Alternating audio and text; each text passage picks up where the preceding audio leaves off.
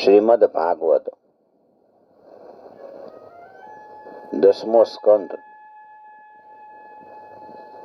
18મો અધ્યાય પ્રલંબાસુરનો ઉદ્ધાર. શ્રી સુખદેવજી કહે છે,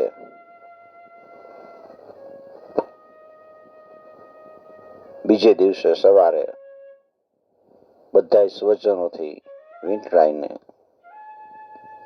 અને બધા એના પોતાના મુખે ભગવાનની કીર્તિની ગાથા કરતા કરતા ગૌધનથી શોભતા શ્રી કૃષ્ણ વ્રજમાં પધારે છે. ભગવાન પોતાની માયાથી જ ગોવાળિયાનો વેશ ધારણ કરી અને રામ અને શ્યામ વ્રજમાં ક્રીડા કરતા હતા. અને પછી ઉનાળો આવ્યો, ગ્રીષ્મ ઋતુ. જીવને નથી રૂચે એવો પણ જલથી પરિપૂર્ણ શીતલ જળાશયો વાળા વૃંદાવનની અંદર વસંત ઋતુનું સૌંદર્ય પથરાયેલું જ હતું. અને એનું કારણ એ હતું કે અહીં પરસ્પર પરમ મધુર ભગવાન શ્રી કૃષ્ણ બલરામજી સાક્ષાત બિરાજતા હતા. એટલે ત્યાંનું વાતાવરણ વસંત ઋતુનું વૃંદાવનની અંદર સતત શીતલ જલના ઝરણાઓ વહેતા, કલ કલ શબ્દ, તમરાઓનો તીક્ષ્ણ ઝણકાર પણ દબરાઈ જતો. અહીંયાના વૃક્ષોની હારમાળાથી સંપૂર્ણ વૃંદાવન વિલસી રહ્યું હતું. જ્યાં જુઓ અહીંયા ધરો એટલે કે દુર્વા, એનાથી ધરતી હળિયાળી લીલી છમ, નદી સરોવર ઝરણા, એને સ્પર્શ કરીને જે વાયુ વહેતો હોય, સુગંધી વાયુ, સુંદર વાતાવરણ છે. વૃંદાવન વિહારી ગોપ બાળકો ભગવાન શ્રી કૃષ્ણ, બલરામ, ભૈયા, ગૌતમ એને ગ્રીષ્મના તાપનો અનુભવ થવા નહોતો દેતો. પક્ષીઓ કલરવ કરતા હોય, સૂર્યનો તાપ પણ જમીન અને હરિયાળા ઘાસને સૂકવી નહોતો શકતો. ચારે બાજુ પુષ્પો વેરાણા હોય, પુષ્પો ખીલેલા હોય, પુષ્પો લચ્છી પડ્યા હોય, હરણાઓ છલાંગ મારતા હોય, મોર ટવકા કરતા હોય, કુહુ કુહુ કરીને ક્યાંક ક્યાંક સારસ પક્ષીઓ પોતાનો આગો આલાપ છોડી રહ્યા હોય. આવું રળિયામણું વન જોઈને, આવું વન સુંદર, એમાં શ્યામ સુંદર શ્રી કૃષ્ણ અને બલરામજી એમાં વિહાર કરવાની એને ઈચ્છા થાય છે. આગળ આગળ ગાયો ને પાછળ પાછળ ગ્વાલ બાળકો.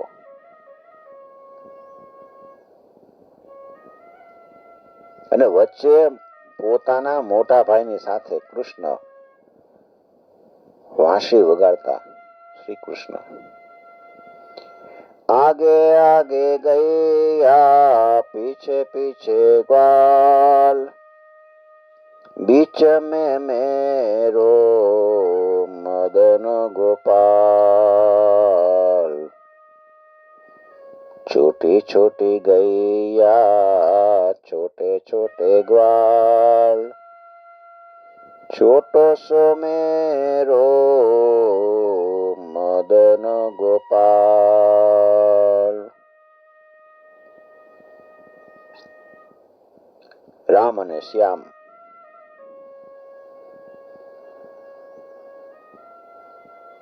ગોપકુમારો તરુવરોના નવા કોમળ પલ્લવો, મોરપીંછ, પુષ્પની માળાઓ અને ગેરુ વગેરે ધાતુથી ઉત્તમ શોભાયમાન થઈ અને નૃત્ય કરે.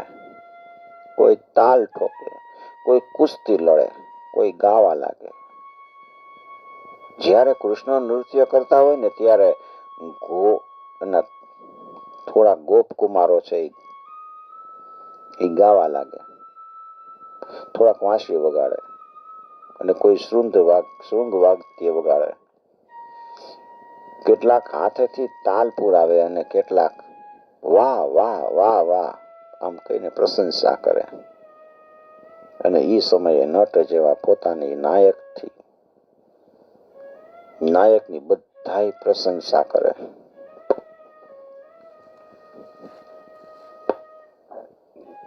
કેટલી વાર દેવતાઓ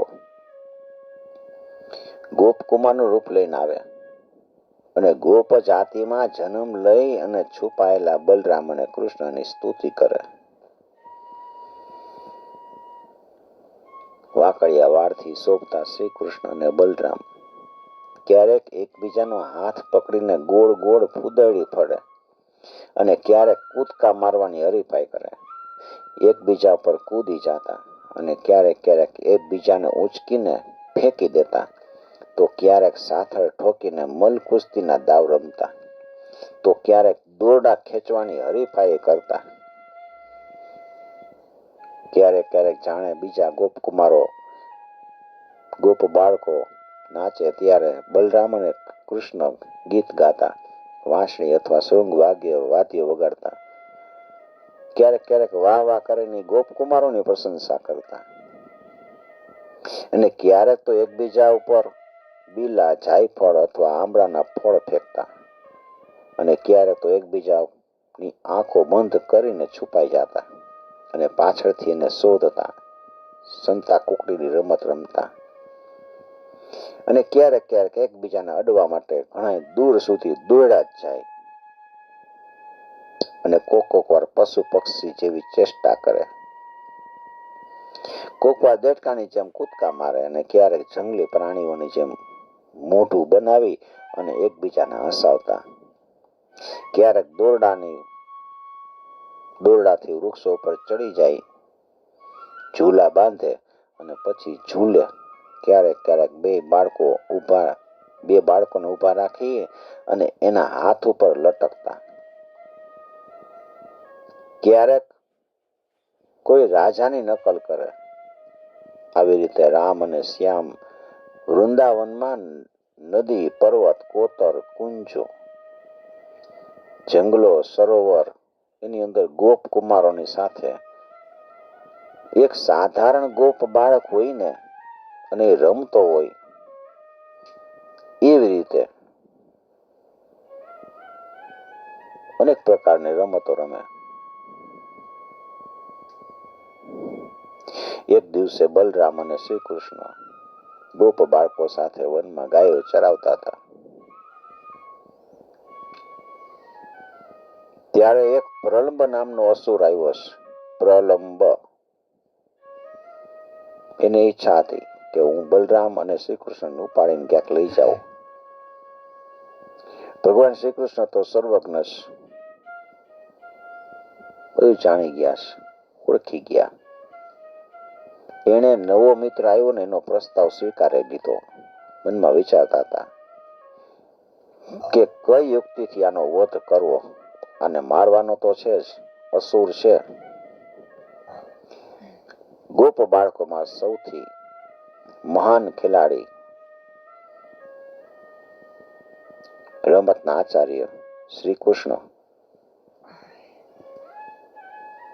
એને બધા ગોપ બાળકોને બોલાવીને કીધું કે મારા પ્રિય મિત્રો, આજે આપણે યોગ્ય રીતે બધાય મિત્રો બે ભાગમાં વહેંચાઈ જવાનું. યોગ્ય રીતે બે ભાગ કરી નાખો અને પછી આનંદથી રમી. ઈ રમતમાં ગોપ કુમારોએ બલરામ અને કૃષ્ણના પોતાના નાયક બનાવ્યા છે. બે ટુકડી થઈ ગઈ. થોડાક કૃષ્ણના દળમાં રહ્યા અને થોડાક બલરામના દળમાં. પછી એને જાત જાતની કેટલી રમતો કરી. એમાં એક દળના બાળકને બીજા દળના બાળકને પોતાની પીઠ ઉપર ચડાવી અને અમુક નક્કી કરેલા સ્થાન સુધી લઈ જવાના અને આવી રીતે એકબીજાની પીઠ ઉપર ચડતા અને ચડાવતા. એમાં શરત એવી કરી કે જે હારી જાય ને એ ઘોડો બની અને જીતી જનારને એની પીઠ ઉપર બિહારે. શ્રી કૃષ્ણ વગેરે ગોપ કુમારો ગાયો ચરાવતા ચરાવતા ભાંડેર નામના વનના વૃક્ષ પાસે પહોંચ્યા છે. વડનું વૃક્ષ છે ત્યાં.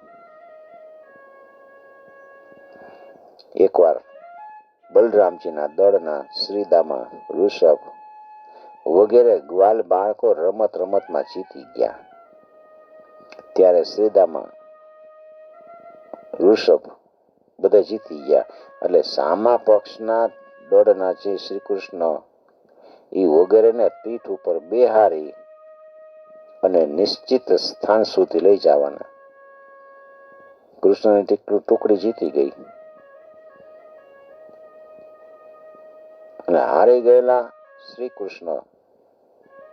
કૃષ્ણે શ્રીદામાને પોતાની પીઠ ઉપર બેહાર્યો. ભદ્રસેને વૃષભને અને પ્રલંબે બલરામજીને બેહાર્યો. દાનવ શ્રેષ્ઠ પ્રલંબે જોયું કે શ્રી કૃષ્ણ તો મહાબળવાન છે, એને હું હરાવી શકીશ નહીં. એટલે શ્રી કૃષ્ણના દળમાં રહ્યો અને શ્રી કૃષ્ણનો ભાઈ બલરામ છે ને એને પીઠ ઉપર બેહારીને વેગપૂર્વક આગળ દોડવા જ લાગ્યો, ભાગવા જ માંડ્યો. એટલે બલરામજીએ મોટા ભારે પર્વત જેવું વજન એને લઈને પ્રલંબાસુર દૂર સુધી બહુ જઈ ન શક્યો. એ થાકી ગયો અને બૂમો પડવા લાગ્યો છે, ધીમો પડી ગયો અને પોતાનું સ્વાભાવિક દૈત્ય સ્વરૂપ છે એ ધારણ થઈ ગયું. કાળા શરીર ઉપર સોનાના દાગીના ચમકી રહ્યા હોય ને, ગોરા અને રૂપાળા બલરામ, એવી રીતે બલરામને ધારણ કરવાને લીધે એની શોભા એવી જણાતી હતી જાણે વીજળીથી યુક્ત કાળા વાદળને ચંદ્રમાએ ધારણ કરેલા હોય. અગ્નિ જેવી લાલ ચોળ સળગતી આંખ, ચડાવેલી ભ્રુકુટી, ઉગ્ર દાઢવાળો રાક્ષસ અને લાલ લાલ અને વિખરાયેલા વાળ એવી રીતે ઉડતા હતા ને કે જાણે અગ્નિની જ્વાળા ઉડતી હોય. હાથમાં પગમાં કડા, માથા ઉપર મુકુટ, કાનમાં કુંડળ, એવો અદભુત જણાતો હતો ને. એ ભયંકર દૈત્યને બહુ વેગપૂર્વક આકાશમાં જતો જોઈને પેલા તો બલરામજી થોડા ગભરાઈ ગયા હોય એવું લાગ્યું, પણ બીજી ક્ષણે પોતાના સ્વરૂપની સ્મૃતિ યાદ આવી ગઈ, નિર્ભય થઈ ગયા. બલરામજીએ જોયું કે જાણે કોઈ ચોર એનું ધન ચોરીને લઈ જાય છે એ પ્રમાણે આ શત્રુ મને ચોરીને આકાશ માર્ગે લઈ જઈ રહ્યો છે. એ જ સમયે જેમ ઇન્દ્રએ પર્વતો ઉપર વજ્રનો પ્રહાર કર્યો હતો ને, એવી રીતે બલરામજીએ ક્રોધથી એના માથા ઉપર એક મુષ્ટિ મારી મુષ્ટિનો પ્રહાર કર્યો. પ્રહાર થતા જ એના માથાના ચૂરે ચૂરા થઈ ગયા, મુખમાંથી લોહી ઓકવા લાગ્યો છે, અચેત થઈ ગયો, ભયંકર ચીસ પાડતો પાડતો પ્રાણહીન થઈને પૃથ્વી ઉપર પડ્યો. બલરામજી પરમ બલવાન હતા. ગોપકુમારોએ જોયું કે આને તો પ્રલંબાસુરને મારી નાખ્યો. ત્યારે બધા આશ્ચર્યચકિત થઈ ગયા અને વારંવાર વાહ વાહ વાહ વાહ કરવા લાગ્યા છે. પ્રેમથી ગોપકુમારો વ્યાકુળથી વિવર થઈ ગયા છે. બલરામજી માટે શુભ કામનાઓની વૃષ્ટિ કરવા લાગ્યા અને જાણે મારીને બલરામજી પાછા આવ્યા છે અને બધા ગોપકુમારો એને આલિંગન કરે છે, પ્રશંસા કરે છે. ખરેખર બલરામજી એની પ્રશંસાને માટે અધિકારી જ છે. પ્રલંબાસુર પાપની પ્રત્યક્ષ મૂર્તિ હતી. પાપે પ્રલંબે નિહતે દેવા પરમ નિવૃત્તા. દેવાહ પરમ નિવૃત્તા, દેવતાઓ બહુ આનંદિત થયા છે. બલરામજી ઉપર પુષ્પની વૃષ્ટિ કરે છે. બહુ સારું કર્યું, બહુ સારું કર્યું એમ કહીને બલરામજીની પ્રશંસા કરવા લાગ્યા છે. ઇતિ શ્રીમદ ભાગવતે મહાપુરાણે પારમહંસ્યમ સંહિતાયામ દશમ સ્કંધે પૂર્વાર્ધે પ્રલંબવધો નામ અષ્ટાદશોऽધ્યાય. શ્રી કૃષ્ણાર્પણમ સમર્પયામિ. ઓમ નમો